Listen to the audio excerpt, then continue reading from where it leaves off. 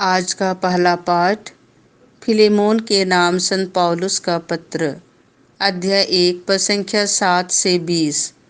आप उसे दास के रूप में नहीं बल्कि अति प्रिय भाई के रूप में अपनाइए।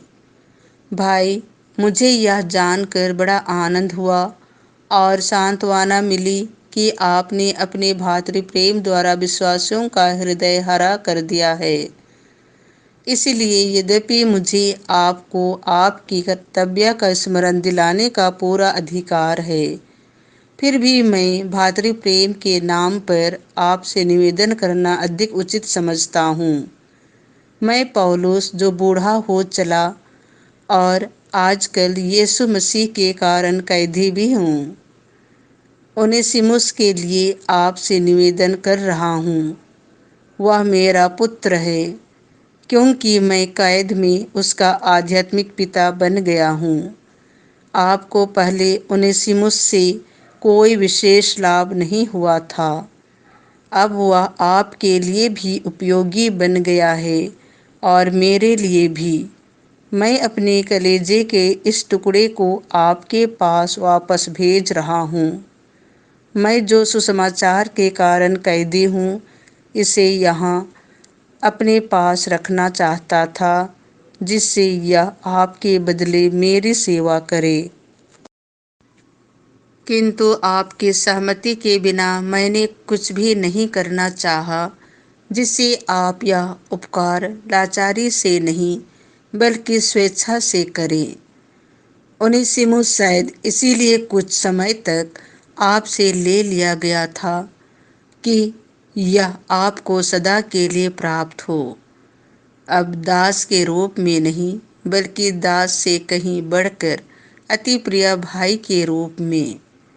यह मुझे अत्यंत प्रिय है और आपको कहीं अधिक मनुष्य के नाते भी और प्रभु के शिष्य के नाते भी।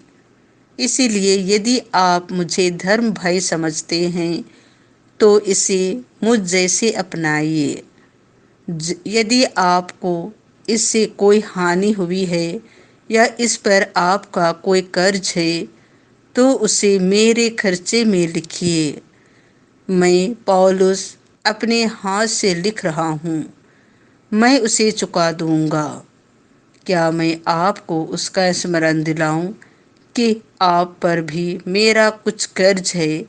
आप तो मेरे ही हैं। भाई, प्रभु के नाम पर मुझे आपसे कोई लाभ हो, आप मसीह के कारण मेरा हृदय हरा कर दीजिए।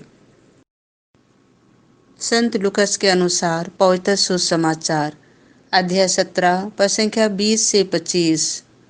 ईश्वर का राज्य तुम्हारे ही बीच है।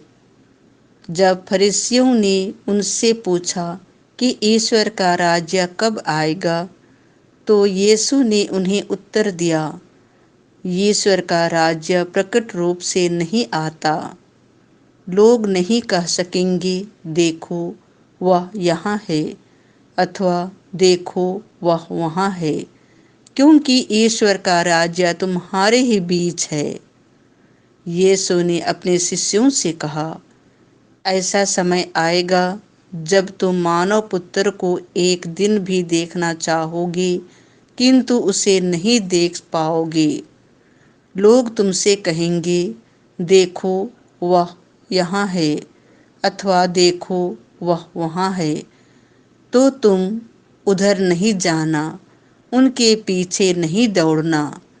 क्योंकि जैसे बिजली आकाश के एक छोर से निकलकर दूसरे छोर तक चमकती है, वैसे ही मानव पुत्र अपने दिन प्रकट होगा।